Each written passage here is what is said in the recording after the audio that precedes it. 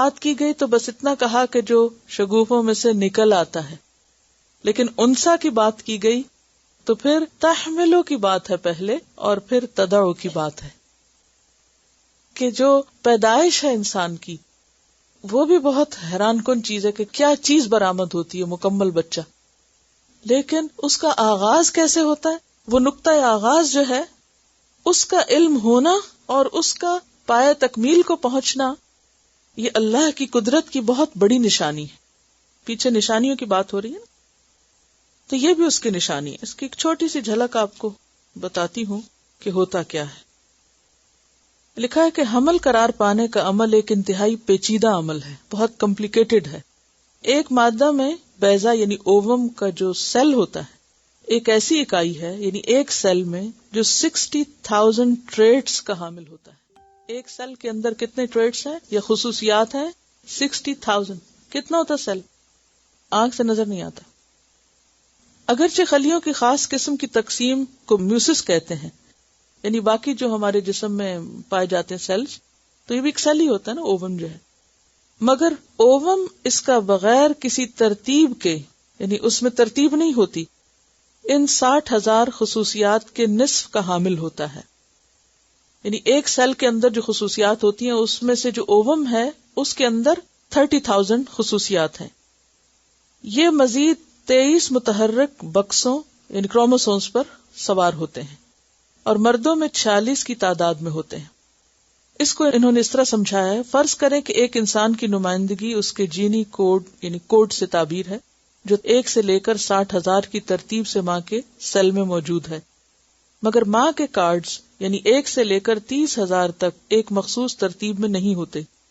60,000 کارڈوں کی تعداد میں سے ماں کے اووم میں 30,000 کارڈ بغیر کسی ترتیب کے موجود ہوتے ہیں. یہ جو ٹریٹس ہیں ان میں سے آپ یوں سمجھیں کہ وہ 30,000 کارڈز ہیں جو اس اووم کے اندر ہیں. مثلاً یہ 30,000 اس ترتیب میں جیسے 1 2 3 8 165 4,340 اور پھر اسی طرح یعنی رینڈم ہے. ماں کی شکل سے مشابہ پیدا ہونے والے بچے کی خصوصیات بھی منمانی ہوں گی. اس کی آنکھیں بالکل ایک جیسی ہونا ضروری نہیں، اس کی بھویں متناسب ہو سکتی ہیں، اس کے ناخن بالکل ایک جیسا ہونا ضروری نہیں. مگر ہمیں یہ نقطہ نہیں بھولنا چاہیے کہ ایک بچے کی پیدائش کے لیے ضروری ہے کہ اس کے گمشدہ کارڈ یعنی فارمولا مل جائیں. یہ کارڈ قدرتی طور پر باپ کے نطفے سے ودیت ہوں گے، یعنی جو مسنگ کارڈز ہیں وہ کہاں سے آئیں گے؟ باپ کے سیل سے آئیں گے. باپ کا جو نطفہ ہے اس کے اندر بھی 30,000 کارڈز ہیں. 30,000 ماں کے اندر ہے، 30,000 وہاں ہے. ان کو باہم ملنا ہے پھر جسم بننا شروع ہوگا. اب وہ میچنگ کیسے ہوگی؟ وہ 30,000 کی میچنگ کتنی دیر میں ہوتی ہے؟ بات یہ ہے کہ ایک جو نطفہ ہے اس میں 25 کروڑ سیلز ہوتے ہیں. ایک نطفہ 25 یعنی 250 ملین سیلز ہوتے ہیں جو ایک اووم کے مقابلے میں ہوتے ہیں. یعنی ایک ایگ جو ہے اس کے کتنے امیدوار ہیں؟ 25 کروڑ. جی، اور اس میں سے جو ایک اس سے جا کے ملے گا وہ کون سلیکشن کرتا ہے؟ وہ اللہ ہی کرتا ہے. اور اس کے اندر وہ خصوصیت ہوتی ہے، وہ جو 30,000 کارڈ مسنگ ہیں یہاں وہ وہاں ہیں، ان کو ان کے ساتھ آ کے ملنا ہے اور پھر جا کر وہ آگے اس کا پروسیس شروع ہوگا.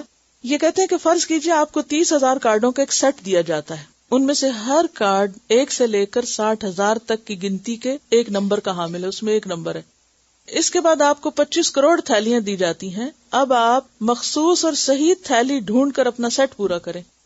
آپ کو رائٹ چیز چاہیے اس کے لیے.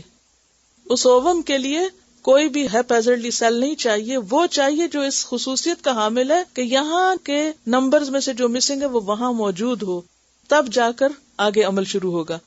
فرض کریں کہ آپ ہر کارڈ کی 1 سیکنڈ میں جانچ پڑتال کرتے ہیں تو آپ کو کتنا وقت لگے گا صحیح نمبر میچ کرنے کے لیے؟ آپ 30,000 کو 25 کروڑ سے ضرب دے دیں، پورے 2 مہینے چاہیے.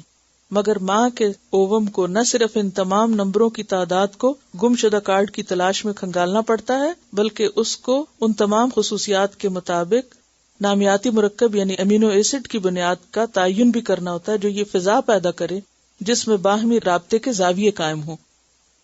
کہتے ہیں کہ اگر یہ سارا عمل لیبارٹری میں کرنا پڑے تو اس کے لیے سارے ہتھیاروں سے لیس 1,000 ماہرین حیاتیات یعنی بایولوجسٹ جو ہیں وہ موجود ہوں، اور پھر 25 کروڑ نطفوں کی خلیوں کی بھیڑ میں سے صحیح نطفے کا انتخاب کریں تو ان کو کئی سال لگنے چاہیے. یعنی اگر 1000 سائنٹسٹ بیٹھے سارے اکوپمنٹ کے ساتھ تو اس میچنگ کے لیے ان کو کئی سال چاہیے.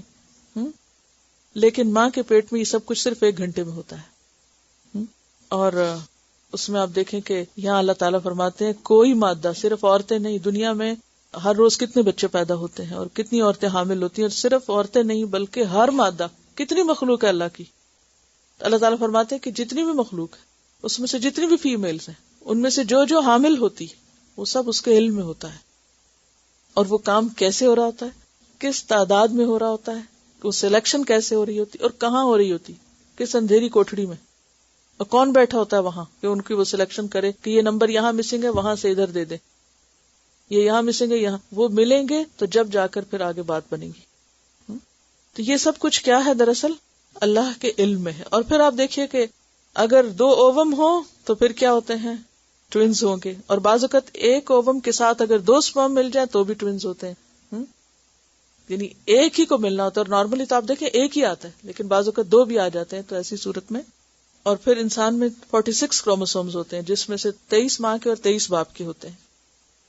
اور پھر یہ اور بھی بہت ڈراؤنی باتیں لکھی ہوئی ہیں کہ اگر اس لحاظ سے کہ اگر فلاں جگہ خرابی ہو جائے، ایک کارڈ اس جگہ چلا جائے تو پیٹ میں سے زبان نکل سکتی ہے، اور اگر صرف ایک جگہ ایک ٹریٹ میں خرابی ہو جائے تو وہ آنکھ کہیں کی کہیں لگ سکتی ہے اور کان کہیں لٹک سکتا ہے اور کچھ سے کچھ بن سکتا ہے انسان.